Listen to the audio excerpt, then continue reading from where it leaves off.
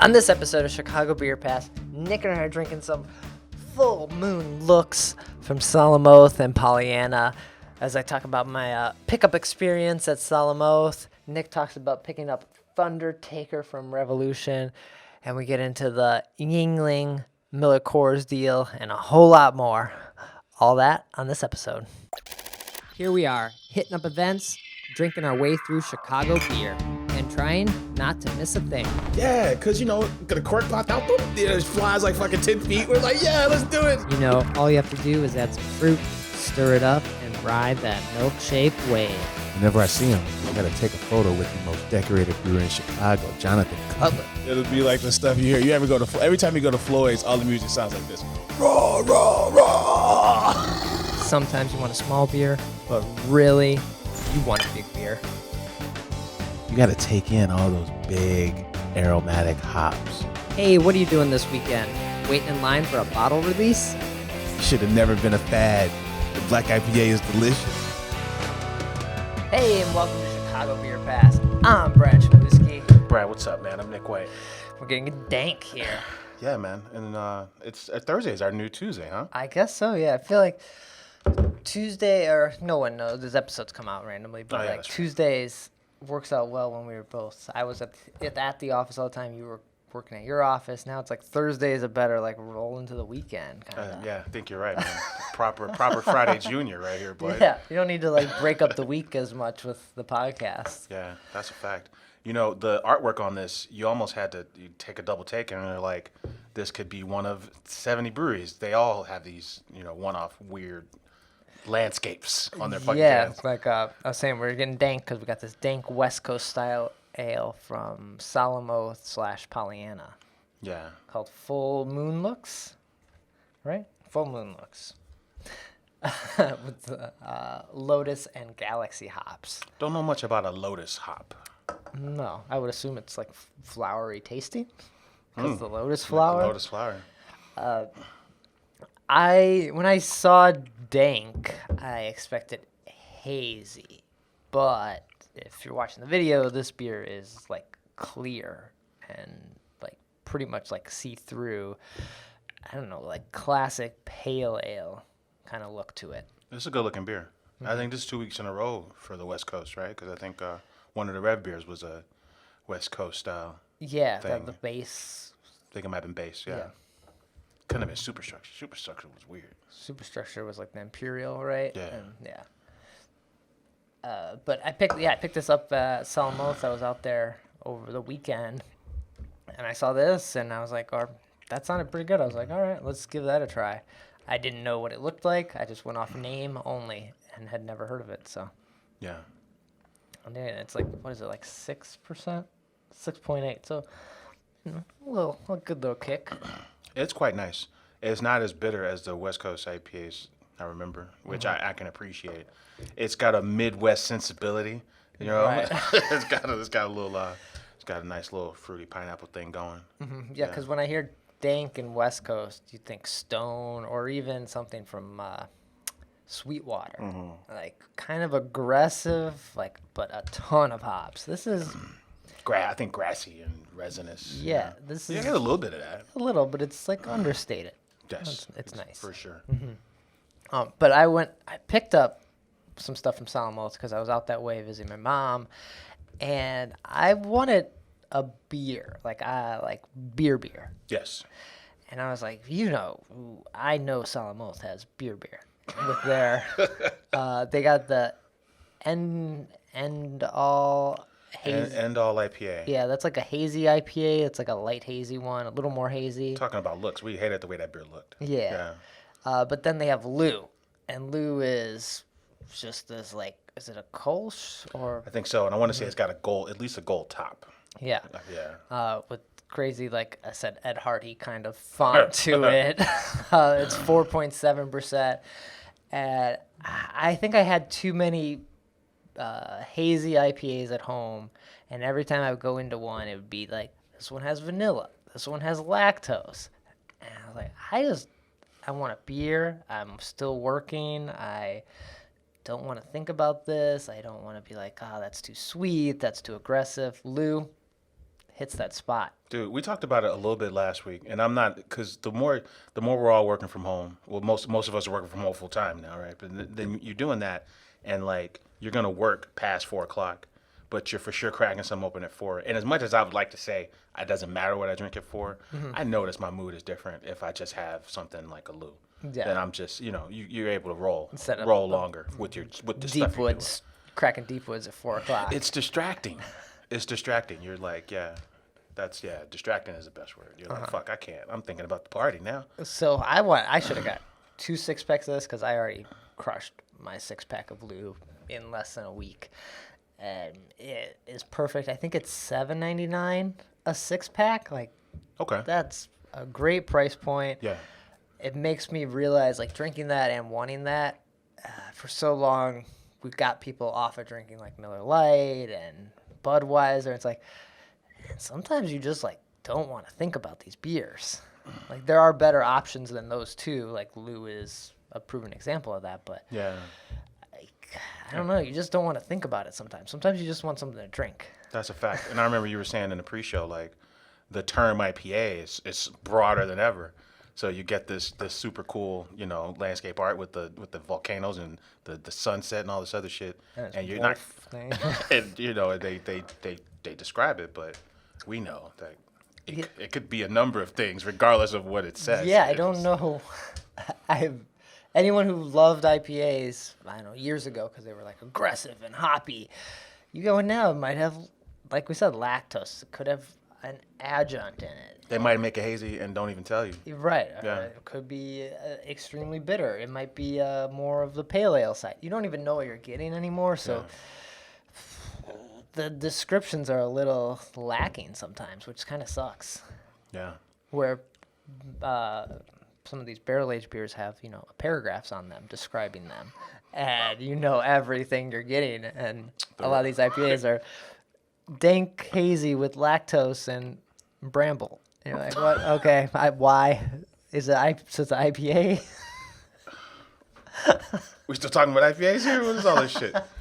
Yeah, but speaking of drinkable beers, man, and lagers, did you see this week? When's the last time you had a Yingling, Brad?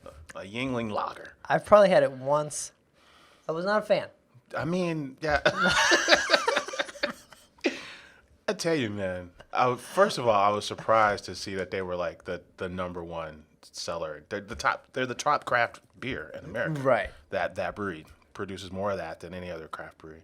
Yeah. Well, in part because Lagunitas is out, right? Yeah, they don't count anymore. Yeah, they don't count.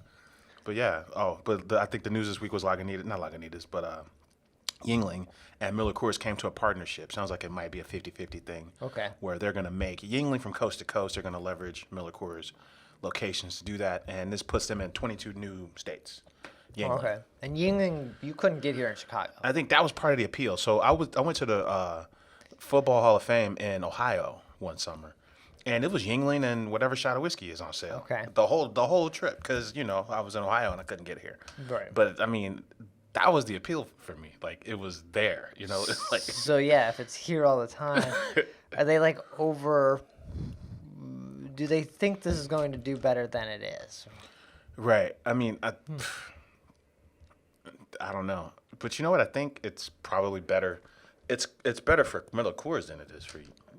I won't say that. It's better. It's good for both of them. But Miller Coors is probably really excited that they've got another lager offering that they can run through their entire lineup of lagers, right? Yeah. They got another portfolio option. I guess. Yeah. So it's good for them. They were probably both not like Miller Coors is it, but Yingling was in that probably weird spot where without bars and without sports, they're probably in kind of a shitty spot. You talk about the top selling beers in the country. They're all the macro lagers, right? Lagers and pilsners, right? Mm-hmm.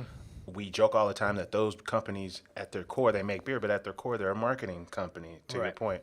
And their whole thing is events and fucking commercials and, yeah, getting their shit at bars and running specials and that kind of shit. A big part of what they do is that. Yingling a shot, so.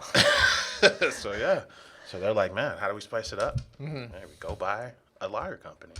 It's smart. That's a good move. Yeah. Yingling, whenever I hear it, it seems old to me, so I picture of it in like a bottle. I know they have like canned. It comes in cans. I have never seen it in cans because, like I said, we don't get it here. So I've only ever had it in the bottle. That's how I picture it in my mind when it exists. So it's gonna be interesting when they roll out here. I do not think it does well in Chicago. We have you've got we have Goose Island. We have Revolution. you've got houses that just focus on lagers, Right. and then you've got crews that we love that also make good lagers. So I don't know how that's gonna work here. It's not. It is not. It'll be like Oscar Blues had a monster blowout 2-week run when they first came, and that was it. Right. I think That's as good as it you got. get a lot of people, pick up a 6-pack. You're like, oh, cool, it's here. And they're like, all right, I'll get Rev pills, or I'll get Goose's, whatever. They got. Trying to think. What Goose one. There's 312. 312. But I'm thinking of like Civic. I kind of like that a lot. That Civic Ale. But I don't know what's the Goose one like Civic. That's like year round. It's got to be like summertime. Summertime was their Kolsch. Yeah. I'm drawing a blank too, but there's got to be one. Right. Yeah. Or the Golden Ale, Sox Golden Ale. Yeah. Like, that's why probably the closest thing to it. Why would I get Yingling over that Sox? If you Golden saw Ale? both of those, you're absolutely right. Yeah. This has 2 Chicago things on it. This one It's from fucking old timey parts unknown Pennsylvania. Yeah. A part of I think it's Pottsville, Pennsylvania or some shit. Yeah. and some like scripty font. I don't know. This doesn't look cool. So that happened this week. Yeah. A spot that Brad can walk to but has never been to, the Beer Temple. Oh yeah. They partner with FedEx and they're going to deliver beers same day, Brad, to the entire Chicagoland region. Damn. And I'm talking like Joliet to fucking like pretty much Kenosha, like the entire region. Same day. Same day. What time? Was there a time you have to order by? Probably like noon or something like that. Right? Because get your orders in by noon, man. Because if it's like 3 o'clock and you're like, I want this here by 5, that's not happening. This is pretty good for them if that works.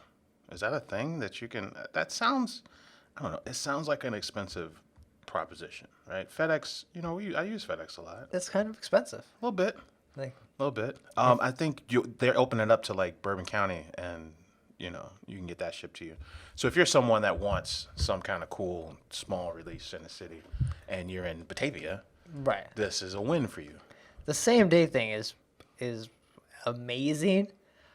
I gotta say, most people are probably okay if it comes tomorrow. Yeah.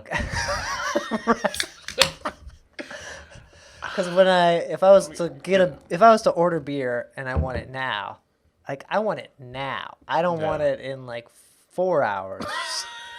And if it comes 4 hours, it might as well just come 8 hours. I mean, so you're up having your coffee, and you're looking at your email, and you're like, yeah, I think I'm gonna order from the Beer Temple. Yeah, and then It's there for dinner time. FedEx shows up at like fucking 7, 8 o'clock. Yeah, how you gonna? I don't know. You might have mixed feelings about that. Yeah, that's cool. Yeah. But yeah, the same day thing is like kind of amazing, but also yeah, they have a nice selection of beers, so I wonder how that plays out for you. Yeah. Yeah, and it keeps you keeps people talking about you with all these options, because all the options are, going towards the retail. So this kind of keeps you in the conversation more, right? Yeah, and Beer Temple has like an amazing selection. Like I see it pop up in feeds and people talking about it all the time. And it's like, oh man, I should just order from them and get some stuff that I never get. Sometimes they have scratch. Sometimes they had that drop from that was it Other Half? Yeah. They had stuff like that. That's it's true. Like, maybe I should check some of these out. If the local option ever decide they're doing same day, Local options still around? I guess it's in fucking Lincoln Park. I'm never in Lincoln Park. I just hate being so far east. It's just like congested. And I forgot about that place. But every time I go there, there's always a beer I've never heard of. Yeah. And like I would love for that experience to show up at my door. Mm-hmm. You know, I won't even be mad if it's at 8 o'clock at night. Is the local option beer in cans? They or had bottles? they did produce their own beers. Yeah. Maybe. I remember seeing them on tap. I don't know if I've and seen them. I remember seeing artwork, but I don't know if they were packaged. Yeah, I don't know if I've ever seen a packaged. The list of crazy bottles that they always have. Yeah. That's that stuff too. I would want that stuff too. Yeah. Get your crowler machine. Bring it on. I want all of it. Mm-hmm. Yeah. Because I like local option, and I never go. Yeah. Would you go if we were outside of COVID time? You think, but just too far east. You just don't go there. I would ride. I'd for sure ride my bike to a local option. Okay. And just hang out and be like, "What do you got?" And I'd ask about this, and they'd give me. They're all listening to fucking like Norwegian metal, death metal. Right. Got super long hair, some shit out of Beavis and Butthead, and they know everything about all these weird ass, obscure fucking European beers.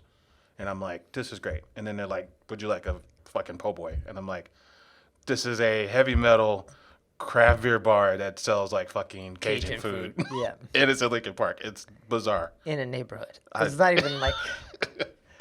Not even on like a main street. They're like Right. basically houses and a school next door. What is this place? That's exactly what. Why are you here? Who comes here? Yeah, man. I like that Why place. are all the beers like $8? Also, a little stiff. A little stiff price point over A lot there. of questions going on there. If you're still even around local option, so Yeah, man. So that's I don't know, that same day thing. Almost need to test it and see like what's up. Even though I could literally walk there and get my same day. it's been X number of years. Brad has never They're gone. like, you lazy. The guild is running a program where they'll send you an Illinois Craft Brewers Guild stein, dimpled stein, Oh, cool. for Oktoberfest. If you go by one of the local Oktoberfest offerings, take pictures with some props and post it. And you enter a contest, they'll send you like a pair of steins for Oktoberfest. That's cool. Yeah. I know. I got my Stein here. You got yours from what's Oh, the Argus one. Argus one. That's a nice stein. We should get some Oktoberfest and fill Dude, those up. Get one of them little ass hats with the feather. What are those called? Is that it's not a fedora. It looks like a fedora, though, right? Yeah. You know what I'm talking about, right? Yeah, one of those. Yeah, Yeah. German. One of those little German hats with the little feather. Yeah, yeah. Yeah.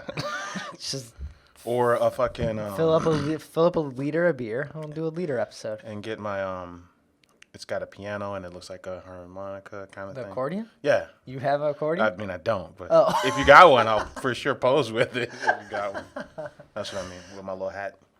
So the guild's offering that. What would be your Oktoberfest? What are you getting? You gotta fill up a liter. So what's that like? Is that like 3 or 4 cans? Like what's an ounce to a liter? 64? Is there 64 ounces in a liter? That's a gallon. Ugh. What are ounces per liter? Yeah, I don't know. Good thing we've got the internet here. I tell you. I feel like I think it's 48, 33. 33. Man, I don't know. Damn, that's a whole crowler in your glass. It's a crowler glass. Oh, okay. Right? That makes more sense. That's a lot. This is a good question because I had some Pollyanna, one of the 6 official fest beers Oh, I saw you post at that. fucking Oktoberfest in Munich. There's only 6 breweries that pour there. And I had a couple of theirs. There's a fest beer. And then there's the Marzen, right? The darker one. And they weren't my jam. So I was like, man, I've had local options that are more enjoyable than this. And I don't know if is that blasphemous, but I'm just telling you how I felt. And I'm drinking it, and I'm just like, I wouldn't want another one of these, right? Maybe some Afterburner. We get a crawler of Afterburner from Yeah, Metro. yeah. Because that's 2 liters then. That is 2 liters. And then we Yeah. go. Then we go. Fill up our Argus. Or the Stein? Argus. The Argus Marzen is. They're not a thing. But I'm saying they How got. we got the picture. We keep looking over that way because There's a picture in the yeah. I forget there's a camera. There's but you know, They're not. How are we gonna? That would be so old. It'd be like it'd be from last year. We don't know. Gross. It's a lager. We don't know. It's keg conditioned. We don't know. We're getting a keg. They might give us a keg. I mean, what are they gonna do? Right? What do they have left? When did they close? In March or something? Probably, right? Oh, they haven't. Yeah. They closed to the public. Oh. We So you don't. think they still have inventory? What if there was in March? Okay. What if there was some in the tank? We don't know. If there was 2020 Marzen in the tanks in March, because at lagers, the shit. Dovetail and Rev will tell you they lager these beers for 2 months. Yeah. You can just hang out and lager for 2 months. Maybe that was Argus's thing. Be like, are we brewing Oktoberfest? That's like next week. We gotta start this. Like, They looked at the numbers. shut it down. They were like, shit. They're like, nah, man, we're out of here. We can't afford that. What are you? Yeah. What are you crazy? We still got last year's Oktoberfest here. We do this one. We'll have 2 years of Oktoberfest. What are you talking about? It was good though. I will say that. There's a solid. It was yeah. pretty good. I'm gonna go with rest in peace. I would go with Argus. You could go Argus with their first Stein. All right, so we're gonna do as October. Well, would Oktoberfest would have started? It would have started this weekend, so Okay. Saturday. All right. So it's the 16 days leading up to the first Sunday in October. That is Oktoberfest. to the first Sunday in October. Yeah. Okay, so we got a couple weeks coming up. We'll do we'll get our Steins and we'll do Oktoberfest. I'm down with that. I think the Fest beer was actually a little bit better than the Marzen. I didn't understand. I thought they were sending Haymarket or the the Pollyanna. And I'm gonna pull up the list. I thought it was interesting that only 6 could sell there. I didn't understand that. Like only 6 breweries can sell at the actual Oktoberfest. strange governmental old world rules kind of thing. Yeah, I thought that those were synonyms, like Marzen and Fest beer meant the same thing. No. But a Marzen is a totally different thing from a Fest beer. Yeah. Like Fest beer is like 5%, Marzen is like 6.5%. Fest beer is like light and golden, and a Marzen is like the amber colored, the one we know to be at Oktoberfest. I don't know why I thought I thought that word was either or, but it's not. I think because we interchange them where but Marzen / Oktoberfest is the one that's lagered for longer. The Fest beer is basically like, fuck it, let's give people something else to drink. Yeah, and so the 6 Munich breweries that serve at Oktoberfest: Augustiner, Hackershore, Hofbrau, Lowenbrau. Haven't heard that in a while. Lowenbrau, Pollyanna. I don't know how to say that. And Spaten. Okay. Spaten's always the one at Lincoln Square, their Oktoberfest, which I'm sure that got canceled. Yeah. I didn't see any news about that, but I'm sure that got canceled. Yeah. They were saying the Pollyanna one was the top selling beer at Oktoberfest.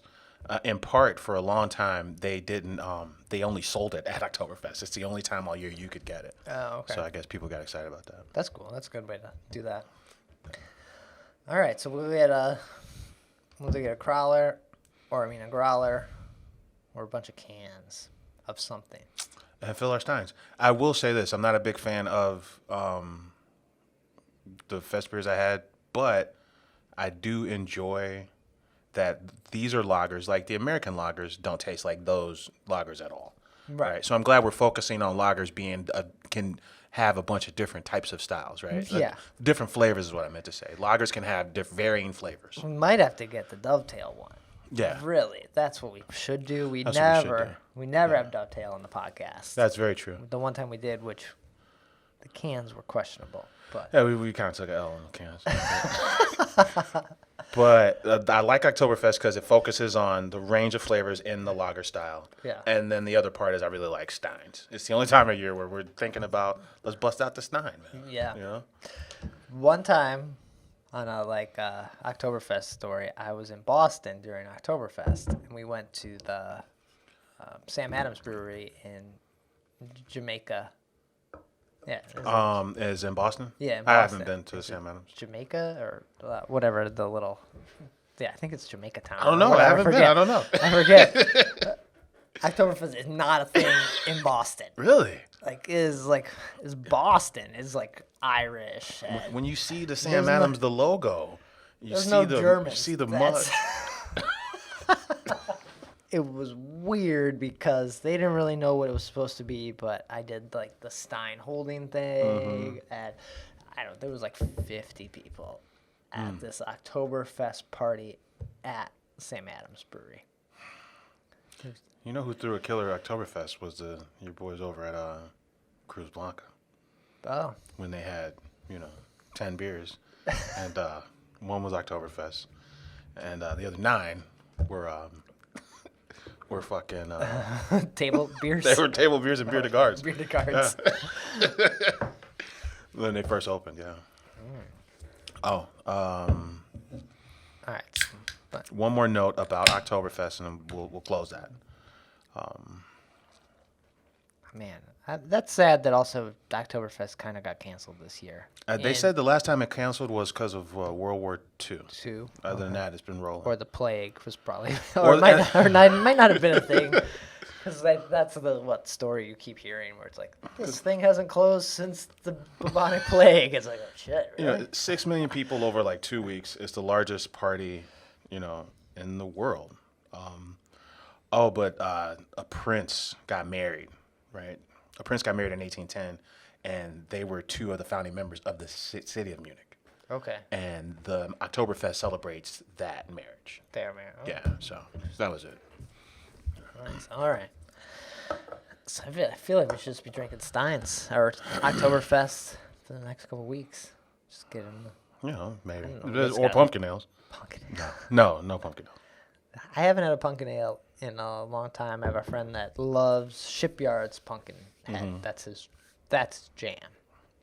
He's a pumpkin spice latte kind of guy, and Shipyard pumpkin head. But other than that, I have not had one. It's been a while. I think I might have got some Sailor Jerry's rum and some pumpkin because I heard somebody do it like a few years ago from Target. As a matter of fact, I think it was the Target people that told me to do it. Okay. They were like, "Oh, you getting that? Get the Sailor Jerry's rum." And I was like, "All right, cool." I'm surprised someone hasn't done a milkshake IPA pumpkin. And get kind of like their spice latte. It's like a like spice latte. pumpkin pie. Yeah. IPA. Spice lumpkin. Spiced latte pumpkin IPA. Milkshake IPA. Yeah. It might not. That sounds like an Energy City. It might not suck. There's some crews like that one that might pull that off. Yeah, I'm down to try it. Yeah. I would share a can. I would like to try this. All right, so I went to Solemn and picked these up. Mm-hmm. Didn't drink, but they have a really great patio. I just went up to the window and picked up my beer and left. But great patio. So if you're looking to drink in the Burbs parking lot, looks great. You went over to Revolution, Yes. Viva la Revolution. not to drink, but No. to pick up some beer. Yeah, man. Deep Woods is upon us. We still have last year's Deep Woods lineup. Full lineup. Yeah. I talked to Chris Jacobson. Yeah. I don't know. He's Maybe down. he's down. I don't think he's got Rona. I don't know. He's all over the place. He's got a lot of people hanging out his house. I've seen him out and about. These are fair observations. But Deep Woods 2021 is kicking off Friday. So Thundertaker is first up, man. Thunder. I love that song, and that's how when you could have people at White Sox Stadium, the starting lineup will come out to that song. Oh, nice. Okay. Yeah, that's a jam. So. So Thundertaker. Tell me about this. This is a Benny's special. Yeah, so Benny's selected barrels from Buffalo Trace. So it's a collection of Buffalo Trace barrels and Blanton's barrels.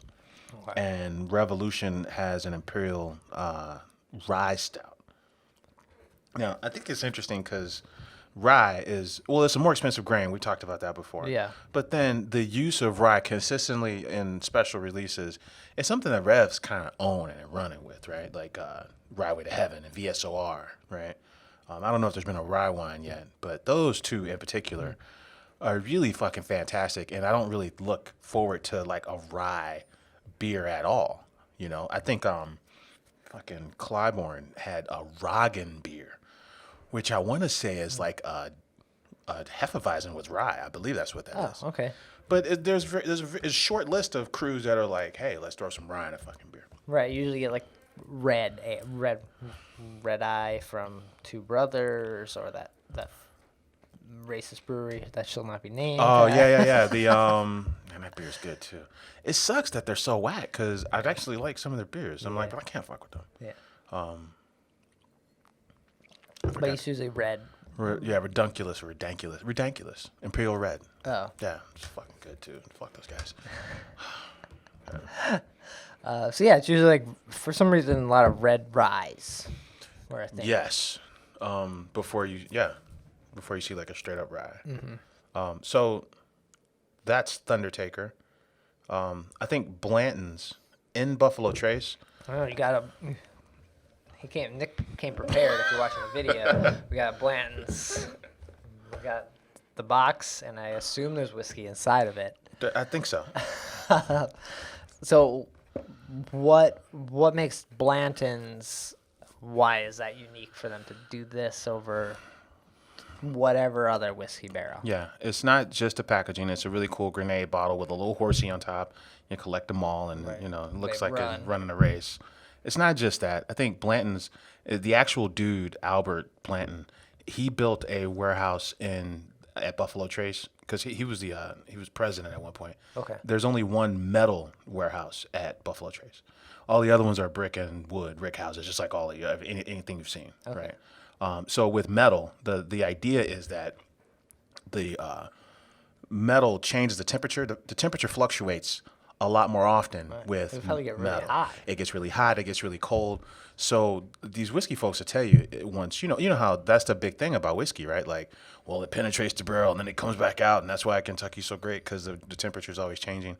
But I mean, the reality is like if it gets 45 degrees or less, it's almost like putting it in a glass, right? There's no interaction. Okay. So you got metal versus typical brick, and it interacts. The liquid interacts with the barrel more, and it can fluctuate. It changes the taste and profile of the whiskey based on that. Okay. That's what these guys thought. So Blanton's is the only warehouse in their whole lineup that does that. So instead of blending it, they're like, these barrels are all special barrels. When Albert Blanton was alive, he would go pick out barrels, and he would party with the governor, or he'd have a guest over, and he'd go pick them just from his warehouse. Oh shit. So when he died, they came and created this as a tribute to him, but they were like, hey, this is the sweet spot where he would go get these barrels that he partied with. So let's release that as its own thing. Okay. Yeah. Oh, but then as far as I know, man, at least locally, no one's ever just used those barrels to age beer in. Right. Well, there can't be a lot of, right? I don't know how big this warehouse. Right. I think 15,000 barrels, I think. That's a good amount, but yeah. that's not a lot. It's not a crazy amount. Yeah. It's not a crazy amount of Where barrels. would these barrels end up? Would they just go to other whiskey then? No, I think with American whiskey, you can only use the barrel Oh, once. so they go to Scotland. Everything goes to something else. Yeah, Okay. you can't use it twice. Okay. So, that's one of the loopholes in Canadian whiskey. I think is you don't have to have a new oak barrel. Okay. Yeah, and then Scotch. Scotch for sure uses American Whatever whiskey barrels, barrels. yeah. Yeah. Okay. Or soy sauce or honey or whatever the fuck. Other products. Yeah. Okay. So yeah, that's I don't know. They had to be on like a list or waited a while to get these Blanton barrels, or like I think that's become where friends with them. That's where Benny's came in. Okay. I think because Benny's went down and selected That makes sense. certain barrels from the Blanton's selection. They said these barrels are Blanton's, but you can pick from these barrels. Okay. I hear different stories about how barrel selections work, right? Because there's store picks. Like Warehouse Liquors has a store pick of Benny's, Right. Or store pick of Blanton's. But how does that work? Do you go down there and hang out, and they say these are the 10 barrels to pick one for your store, or do they come up and give you samples and say, hey, here's a fifth. Here's a couple ounces. This is what they all taste like. I don't know how that works. Yeah, I don't know. Goose had their. Oh man, I was at Ken Hunemeer's place, and he had the Goose bourbon. That was like one of the barrels that they picked out that they like. I don't know how that selection process went. I think if you're Goose, you're going down there because you're Goose. Yeah. You're You Goose. get to pick whatever. Like, Now, if you're Benny, I think if you're Big Star, right? Like, you're going down there because you're part of a restaurant network. You're part of that, the Publican and so all that depends shit. on how cool and how much money you have. And how much volume you're doing. Yeah. Yeah. So So I would imagine Benny- a crew like Benny's would go. That'd be my guess. But that's not a lot of barrels to pick from in general. So Probably like, They might just roll into Benny's and say these are the ones. this is the X amount that are coming out this year. Yeah. Do you you want to try these? Let's Yeah. go. You like any of these? I will say this, man. Like, whenever a Dark Lord is too sweet or a fucking Hubbard's Cave is too sweet, you know, you reach for these bourbons and you put something in it and you change it. And what we notice right away is, like, depending on the bourbon, it accents different notes in the beer. Okay. You know? So just because you put bourbon in it doesn't mean it's fixed. It can amplify the wood note, and now it's like a syrupy, fucking soaked wood mess, right? Like, so picking the right barrel to age your beer in is still kind of a big deal. It doesn't like, oh, good beer, any kind of barrel, it works. I don't think it works that way. Well, it doesn't work that way if you're putting whiskey in beer, right? If you splash it with whiskey, it doesn't work that way. Yeah. So. Or even like to Goose would always tell you, unbarrel aged Bourbon County has never been sold because unaged Bourbon County was never meant to drink on its own. It was designed for a barrel. Right. Yeah. So probably doesn't taste very good, right? There's always that rumor that Night Stalker was unbarrel aged, but they Yeah, it was like a dry hop unbarrel aged. continually squash that, even though that always pops up. Man. That's the only reason why I really one of my few regrets is that at Goose you pay $80 and you go hang out you drink the whiskey and then you drink every stage of Bourbon County. Okay. You know, unbarrel aged, dry hopped, fucking a year, 2 years. Yeah. I wish I'd have done that so I could just kind of know more. And you a know? little. Yeah. Okay. Yeah.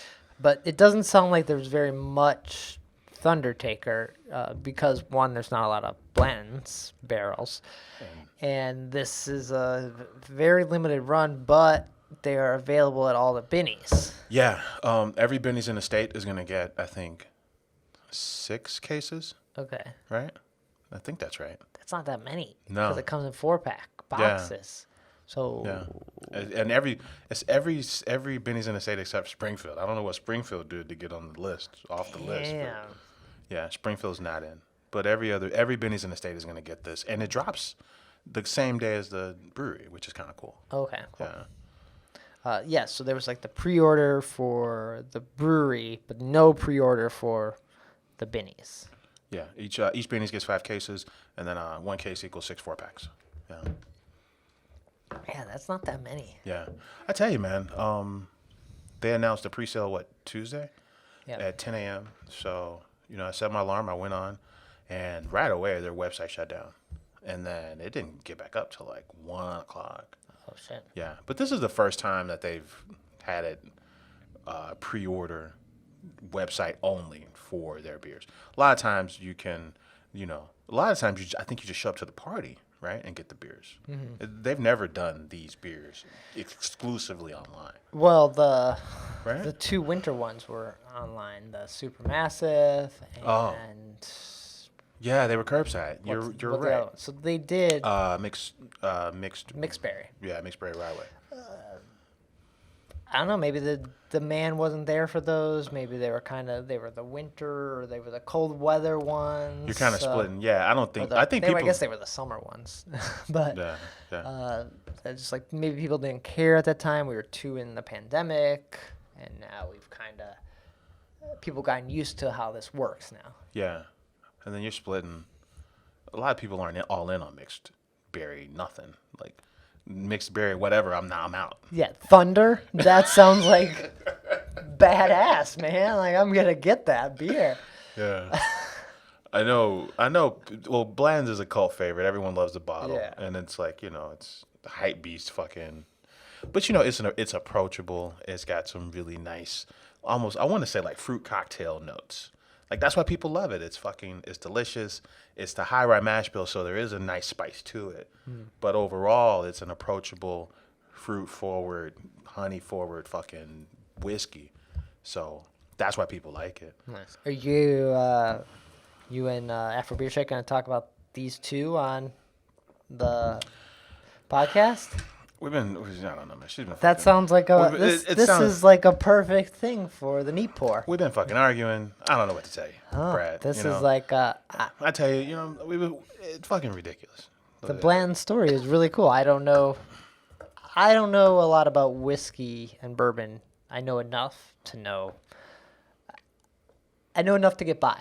Yeah. Right. It's one of those things where it's like often people are like have too much knowledge. They're dangerous, but that's kind of where I'm at. Like I know enough where I know what's good. I don't want that Jim Beam or like the basic Jim Beam, but like I know like yeah. So that's kind of where I'm at. So it's fun hearing the stories. Yeah, it's cool. I like Buffalo Trace because they name a lot of their whiskeys after like important people that also used to run the joint.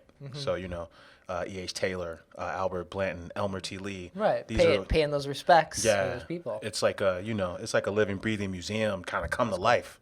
And then this the Blantons was actually made for the Japanese market, right? Because they've got different palates. They prefer like a what am I trying to say?